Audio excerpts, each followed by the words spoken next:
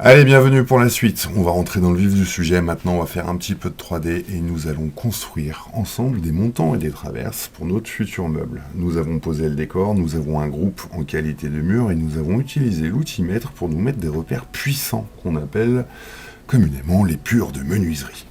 Je vais choisir mon outil rectangle qui est juste ici, outil rectangle, raccourci R. Je vais zoomer et je vais cliquer lâcher à l'intersection.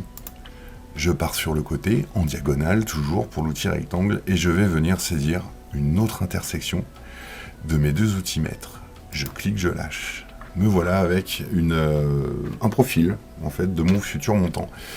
Je vais saisir l'outil pousser-tirer, dont le raccourci, sans surprise, sera P. Je vais venir sur ma nouvelle face créée, ici, qui était sur mon groupe, et je vais cliquer lâcher, et je vais enfin pouvoir lui donner une direction.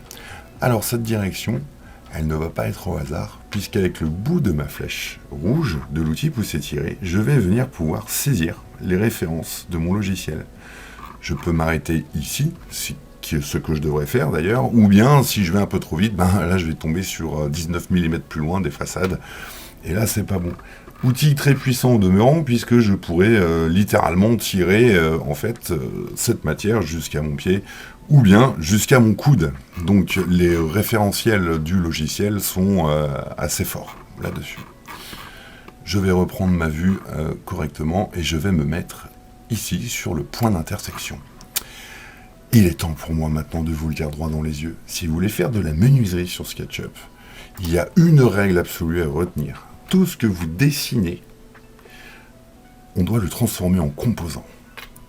Et un composant, c'est quelque chose de figé comme le groupe du mur qu'on a fait avant. Mais le composant, il a un super pouvoir en plus, je vous le montre tout de suite.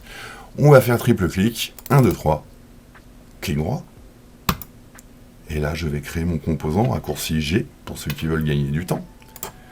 Et voilà ce qui se passe. Ici, nous arrivons à une future matière qui va être figée, tel un groupe, sauf qu'à l'inverse d'un groupe, on va aller au-dessus. C'est-à-dire que la matière qui va être figée ici, je vais pouvoir lui donner un nom.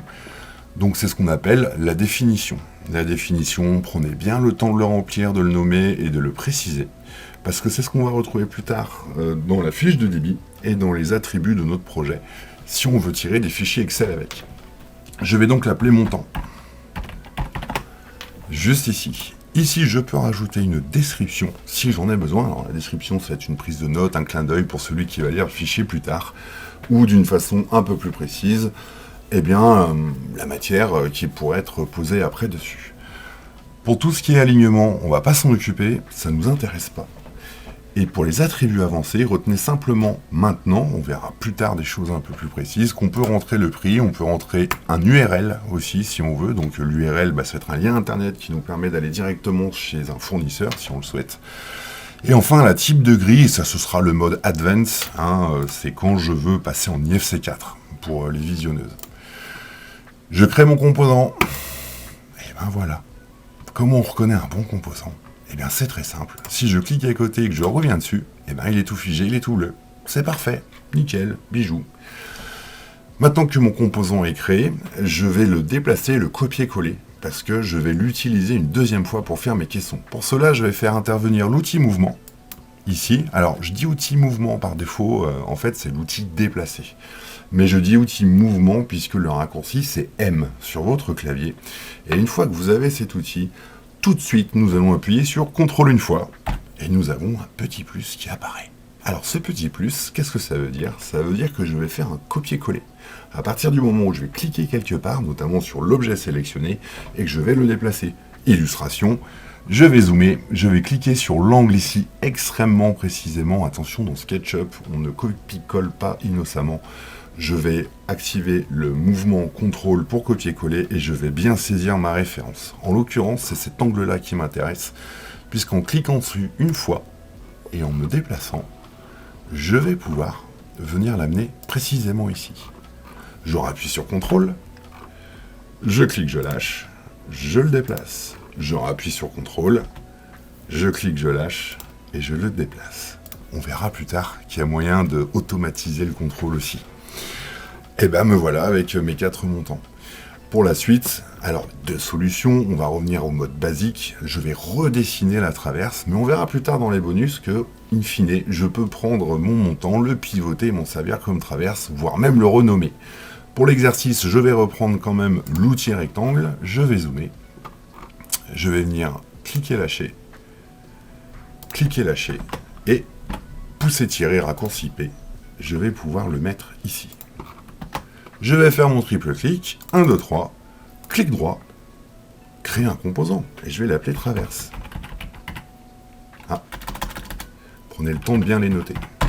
Me voici avec une magnifique traverse, et là, j'apprends avec stupeur que, en fait, je suis mal monté, effectivement. J'aimerais bien, en fait, que mes montants soient traversants. Alors du coup, qu'est-ce que je fais? Eh ben, en fait, je vais rentrer dans mes composants, je vais les modifier et je vais cliquer sortir à côté. Et je n'aurai pas besoin de recréer un composant. Je vous montre. Je prends mon composant qui est ici, je clique une fois dessus, je double-clique, 1, 2. Et là, on commence à voir, si je recule, que le monde devient obscur et sombre, comme si Frodon portait son anneau pendant le Seigneur des Anneaux. Si vous ne l'avez pas vu, je vous invite à y aller. Donc là, tout est moche autour, tout est dans le brouillard. Et on voit que SketchUp me fait une jolie petite cage autour. Et en fait, ça, c'est le clin d'œil du logiciel qui me dit « Attention, tu es rentré dans quelque chose de figé. » En l'occurrence, ici, mon composant. Je vais prendre l'outil pousser-tirer. Je clique, je lâche. Et en poussant, je vais venir me référer sur le montant. Je zoome arrière, je pivote, je reprends l'autre face, je clique, je lâche, et je viens le poser ici. Barre espace. Je sors, je clique à côté, et me voilà de retour dans le monde réel. Alors maintenant que j'ai réglé cette traverse, je vais m'occuper des montants. Et là, on va voir un des super pouvoirs du montant. Vous vous souvenez, on a fait du copier-coller, et ils sont tous identiques. Eh bien, je vais prendre un montant, double-cliquer dedans, prendre l'outil pousser-tirer, je clique, je lâche sur la face, et regardez, ils vont tous communier ensemble. Ils font tous partie de la même famille, on verra plus tard comment les rendre uniques. Je vais aller me figer sur mon petit bord ici, ça y est, c'est fait, donc j'ai cliqué, déplacé, recliqué, lâché, barre espace. Je vais cliquer à l'extérieur de mon modèle, c'est comme si je retirais l'anneau du mal, du Mordor. Ça y est, j'y suis, trop bien. Je ressaisis effectivement ma traverse, je vais faire mouvement, raccourci M, contrôle. Je vais saisir un point de référence extrêmement précis comme celui-ci, je clique, je lâche, et je vais venir descendre, le poser ici. Voilà comment on fait un composant, et voilà comment on va les déplacer par rapport à l'épure qu'on a fait. Petit aparté, si je clique sur un composant, n'importe lequel, si je fais clic droit, un faux sur l'entité, c'est tout en haut. Une fenêtre va s'afficher, je vous la réaffiche, elle est là. Et sur cette fenêtre, on va pouvoir voir qu'en info sur l'entité, qui est juste ici, eh bien, ce composant, il est bien solide, ça veut dire qu'il est hermétique, et on en a deux dans le modèle. C'est normal, puisque je l'ai copié qu'une fois, donc deux en tout.